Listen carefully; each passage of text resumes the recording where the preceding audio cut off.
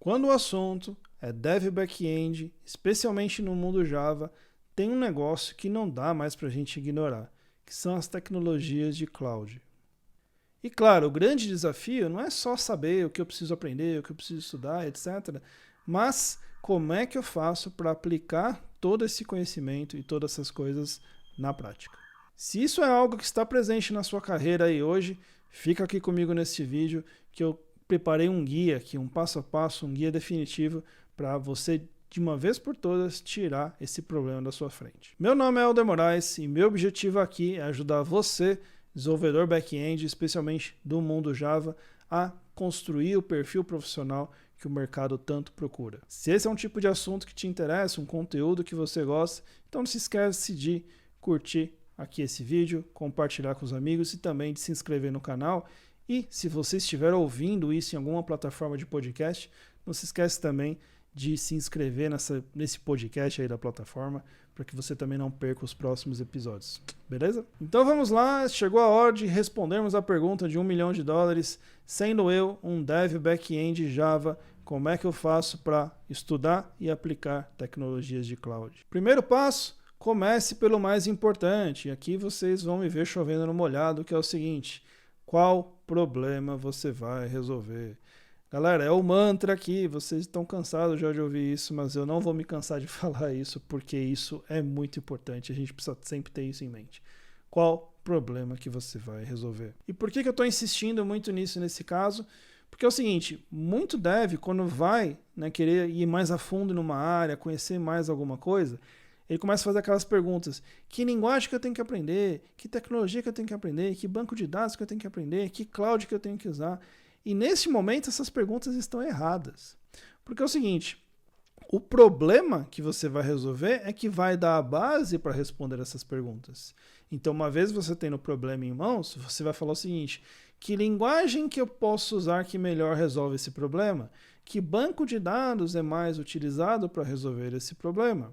Que cloud provider normalmente o pessoal que trabalha com esse problema consegue usar, ou chega a usar, ou gosta de usar, sacou? E como é que eu faço para escolher esse problema que eu vou resolver?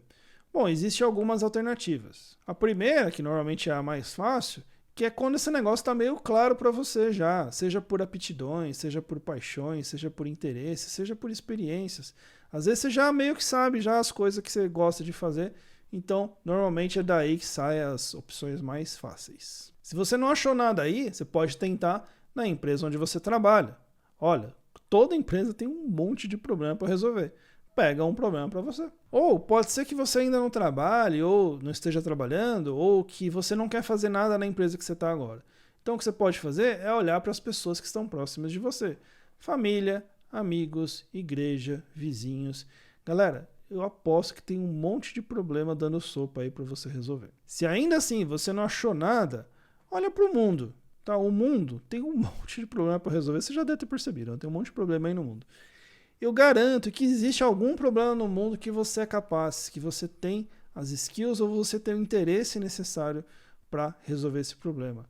E se você tiver coragem de dizer que não existe nenhum problema no mundo que você é capaz de resolver, eu vou te falar o seguinte: procura direito. E aí, com o desafio em mãos, com o problema em mãos, todo o resto fica muito mais fácil. Passo número 2. Descubra quais tecnologias de cloud são mais utilizadas para resolver esse tipo de problema. Então, definido o problema, aí sim você pode começar a pensar e a procurar as ferramentas que você vai utilizar para resolver ele. E nesse momento você vai como que conduzir uma pesquisa sobre o assunto, pesquisa de campo. Você vai se perguntar, vai questionar o seguinte: o pessoal que trabalha resolvendo esse problema, com os devs back-end que trabalham resolvendo esse problema ou problemas semelhantes, normalmente eles usam quais tipos de tecnologia em cloud? E aí existem várias formas de você fazer isso. Você pode, e essa é a minha preferida, conversar com pessoas que já fazem isso ou fazem coisas parecidas, tá? Os desenvolvedores back-end que estão trabalhando no seu dia a dia resolvendo esses problemas ou problemas parecidos.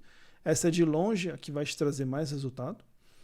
A segunda forma de você fazer isso é você ir em fóruns, em comunidades, em servidores de Discord, enfim, onde você encontrar desenvolvedores aí né, que possam ter um perfil semelhante com esse que você está procurando. E perguntar lá também, ver o que o pessoal está usando, o que a galera gosta de fazer. E a terceira opção é o velho, bom e clássico Google. Vai lá no Google e procura. E por que é importante você conduzir essa pesquisa?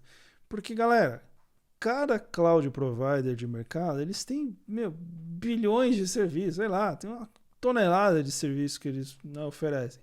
Só que você não precisa de 1 bilhão de serviços, você precisa de uma meia dúzia, normalmente. Então, uma vez que você identifique quais são essa meia dúzia de serviços que você precisa aprender, você já definiu um escopo de coisas que você precisa aprender a usar, que você precisa estudar, que você precisa ir mais a fundo. Número 3, aprenda a integrar containers nessa solução que você quer construir. Então, uma vez que você já definiu o problema, você já definiu as tecnologias de cloud que você vai usar, você precisa ver como é que containers vai se encaixar no meio desse negócio.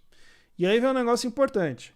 Se você vê que ou o problema que você escolheu, ou as tecnologias que você escolheu, alguma coisa ali não vai funcionar bem com containers, eu sugiro fortemente que você reveja isso que você está definindo, ou o problema ou as tecnologias. E por que isso? Olha, eu já falei bastante aqui no canal, mas é muito importante reforçar isso. Porque a tecnologia de containers está se tornando o meio default para você distribuir as aplicações, e especialmente quando a gente está falando em ambientes em cloud. Ou seja, se você focar os seus estudos e o seu aprendizado em algo que você já sabe que está sendo muito utilizado e que vai se tornar padrão num tempo não muito distante, você está ganhando muito tempo, você está valorizando o tempo que você investe nisso, você está valorizando os seus esforços, quem sabe até o seu dinheiro, se é que você está gastando dinheiro nesse momento. Número 4, sempre que possível, opte por serviços gerenciados. E galera, nossa, eu não sei se eu sou capaz de enfatizar o quanto isso é importante. Eu vou dar um exemplo aqui. Supondo que nessa solução que você está montando, você vai utilizar um banco de dados. Você escolheu lá um banco de dados X. Se você for lá no cloud provider que você escolheu e ver que existe esse banco de dados que você escolheu de forma gerenciada, usa essa solução gerenciada. E eu vou além. Se você viu que não existe uma solução gerenciada desse banco nesse cloud provider, eu sugiro que você reveja se você realmente precisa usar esse banco, se você não pode usar um outro que seja parecido, que tenha funções parecidas, mas que vai ter uma opção gerenciada. E por que isso, galera? Porque, olha, serviços gerenciados, eles vão te poupar muito tempo de instalação, de configuração, de manutenção, para que você possa pegar esse tempo e focar no seu código, focar na solução, focar naquilo que é do seu domínio. E eu dei aqui exemplo de banco de dados, né, mas existem inúmeros serviços gerenciados hoje e do nosso domínio. Assim, a gente pode pensar, por exemplo, no Kubernetes, existe um monte de soluções gerenciadas do Kubernetes, do OpenShift, né, que é a implementação do Kubernetes. Você tem de APIs, gateways, você tem de Kafka, você tem de serviços de mensageria, enfim. Você tem uma infinidade de coisas aí que você tem opções gerenciadas disponíveis no mercado. Quinto passo para você estudar e aplicar tecnologias de cloud, sem um dev Java no mundo back-end, é você limitar o seu escopo, porque afinal, menos é mais. As escolhas que você vem fazendo até aqui, o problema, o cloud provider, as ferramentas, os serviços gerenciados, tudo isso, se você não percebeu ainda, isso está limitando o seu escopo de atuação, o seu escopo de estudo. E isso é proposital. E olha, no que depender de você, sempre reduza, sempre limite o seu escopo. Porque quanto menos coisa você tiver para fazer, mais você vai poder focar nelas e ir a fundo nelas e se dedicar a elas. Quer ver um exemplo interessante? Supondo que nessa aplicação que você está fazendo, você tenha serviços, né, microserviços distribuídos e tal, e aí você precisa, né, gerenciar ali toda a comunicação entre eles, etc. Muito provavelmente vale mais a pena você se dedicar a aprender sobre o Service Mesh, como é que usa Service Mesh, como é que implementa Service Mesh, do que você pegar e escrever todo esse código na mão, né? Toda a gestão de comunicação entre os serviços, de segurança, de fault tolerance, enfim, tudo aquilo que o Service Mesh pode fazer para você de forma mais agnóstica, de forma numa camada de infraestrutura, e você pode focar muito mais no seu código de negócio. Tá? Então, Avalia bem as coisas que vale a pena você focar para que você se livre mais para fazer o seu código. Sexto passo, utilize ferramentas que sejam feitas para funcionar em ambientes distribuídos de cloud e para de usar esses negócios que já não servem mais para esses ambientes. Imagina que você precisa, cortar uma barra de titânio. E aí para isso você está usando uma serra tico-tico. Eu suponho que não vai dar muito certo. Mas aí muitos chegam e falam assim, não, mas eu vi um tutorial na internet de um indiano que ele faz um hackzinho lá e funciona e dá certo. Pois é, galera, tem gente colocando aplicação em cloud no ar desse jeito. E durante muito tempo, esse tipo de abordagem se justificou. Porque quando a gente estava muito nos anos do lift and shift, né, a gente tinha que realmente pegar a aplicação do jeito que estava e jogar na nuvem e manter o máximo possível próximo do jeito que ela funcionava antes, porque o lance era ela estar na nuvem. Né? Durante muitos anos isso foi realidade. Só que esse tempo passou, galera. Hoje a gente tem um ecossistema inteiro pronto, preparado para que você faça aplicações prontas para rodar em nuvem do jeito certo, tal do Cloud Native. Então hoje a gente não tem mais desculpa para ficar fazendo gambiarra. Então, sabe aquele framework? Aquele que você sabe que as imagens de container dele são gigantescas, parece um navio cargueiro, que o startup dele dura minutos, sabe? Que você precisa alocar um nó inteiro do cluster para ele. Pois é, gente, não dá mais. E sétimo passo para você estudar e aplicar tecnologias de cloud sendo um dev back-end de Java é o seguinte, eu chamo de implementação é mãe do aprendizado.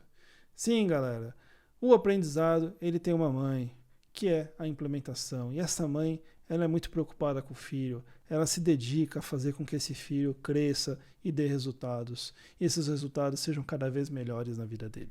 Ou seja, se você fez todos os passos, você definiu o problema, você selecionou as tecnologias de cloud, você foi, escolheu serviços gerenciais, você fez tudo que a gente conversou aqui. Mas isso não virou nada. Você não implementou nada, você não fez um código, você não integrou uma ferramenta, você não fez um catso de nada com tudo isso que a gente conversou. Adivinha só, galera?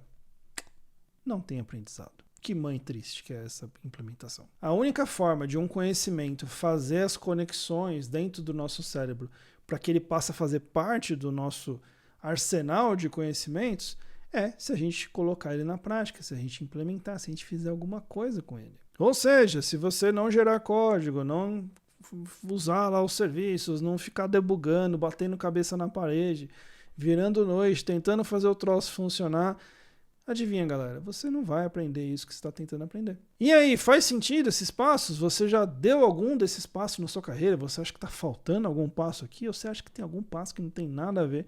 Coloca aí nos comentários, com aquele carinho de sempre, né?